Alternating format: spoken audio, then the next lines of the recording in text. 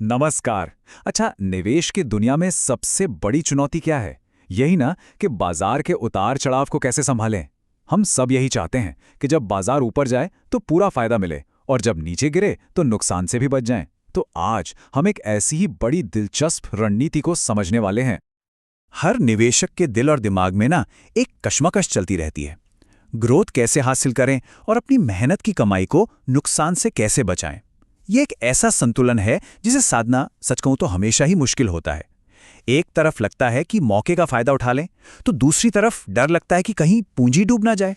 तो सवाल ये है कि क्या कोई ऐसा रास्ता है जहां दोनों को साधा जा सके। और देखिए, इस कश्मकश को बुल और बेर की तस्वीरों से बेहतर और क्या ही दिखा सकता है ना? बुल मार्केट मतलब तेजी, जब सब कुछ हरा हरा दिखता है, और बेर मार्केट मतलब मंदी, जब बाजार लाल निशान में होता है। हाइब्रिड फंड्स जैसी रणनीतियां इसी दुविधा को सुलझाने की एक कोशिश होती हैं। तो क्या कोई ऐसी रणनीति हो सकती है जो बाजार के इन दोनों ही मौसमों में, मतलब तेजी और मंदी, दोनों में काम आ सके? यहीं पर एंट्री होती है लॉन्ग शॉर्ट स्ट्रैटेजी की। चलिए जरा आसान भाषा में समझते हैं कि आखिर ये है क्या और ये काम कैसे करती है। तो सबसे पहले बात करते हैं लॉन्ग जाने की। अरे, ये तो निवेश का सबसे जाना पहचाना क्लासिक तरीका है। इसका सीधा सा मतलब है कि कोई स्टॉक इसलिए खरीदा जाता है क्योंकि लगता है कि भविष्य में उसकी कीमत ऊपर जाएगी। मतलब अपना वही पुराना फंडा, सस्ता खरीदो, महंगा बेचो। अब आता है इसका ठीक उल्टा, यानी शॉर्ट जाना। ये थोड़ा हटके है। इसमें इस बात पर दांव लगाया जाता है कि किसी स्टॉक या एसेट की कीमत बढ़ेगी नहीं बल्कि गिरेगी। जी हां, गिरने पर भी पैसा बनता है। ये काम अक्सर डेरिवेटिव्स के जरिए किया जाता है, जिसमें आप असल में किसी चीज को पहले बेचते हैं और बाद में उसे कम दाम पर खरीदकर मुनाफा कमाते हैं।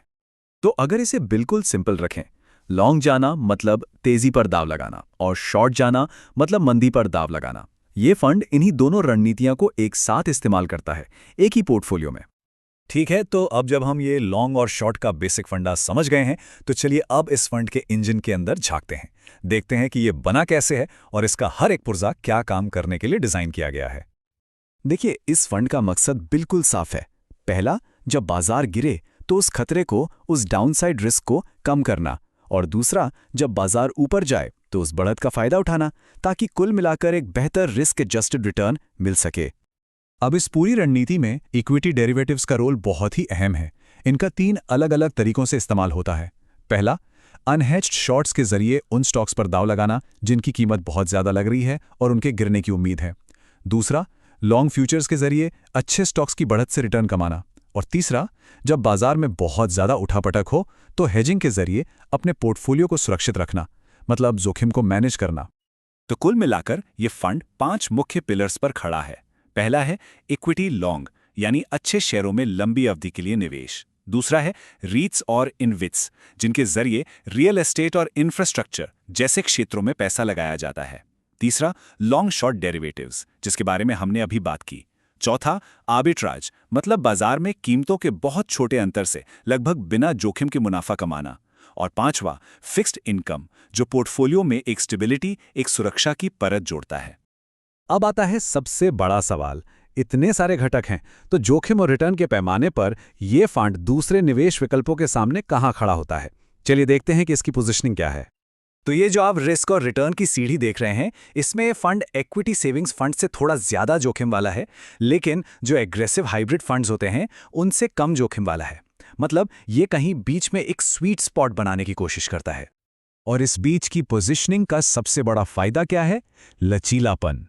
मतलब ये रणनीति बाजार के मिजाज के हिसाब से जरूरत पड़ने पर रिस्क की सीढ़ी पर थोड़ा ऊपर या नीचे जा सकती है। मकसद वही है, बेहतर रिस्क एडजस्टेड रिटर्न देना। अगर हम इसके टारगेट एलोकेशन पर नजर डालें तो आप देख सकते हैं कि ज्यादातर पैसा, मतलब करीब 65 से 75% इक्विटी और डेरिवेटिव्स में लगाने का लक्ष्य है। वहीं 25 से 35% फिक्स्ड इनकम में और 10% तक रीट्स और इनविट्स में निवेश किया जा सकता है।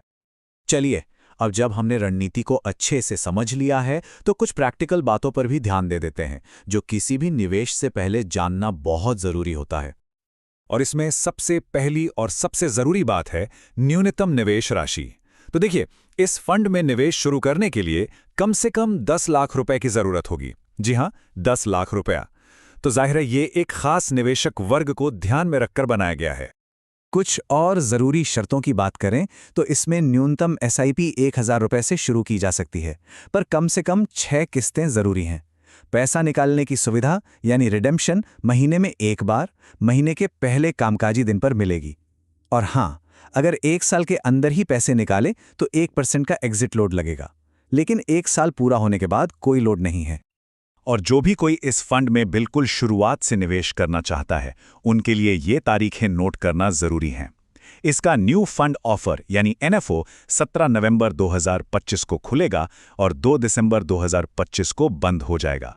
तो अंत में एक सवाल छोड़ जाते हैं, क्या एक ऐसी रणनीति जो एक ही समय पर अटैक यानी आक्रमण भी करती है और डिफेंस यानी बचाव भी किसी के वित्तीय लक्ष्यों के लिए सही फिट बैठती है? खैर, इसका जवाब तो हर निवेशक को अपनी जोखिम सहने की क्षमता और अपने लक्ष्यों को देखकर खुद ही तय करना होगा।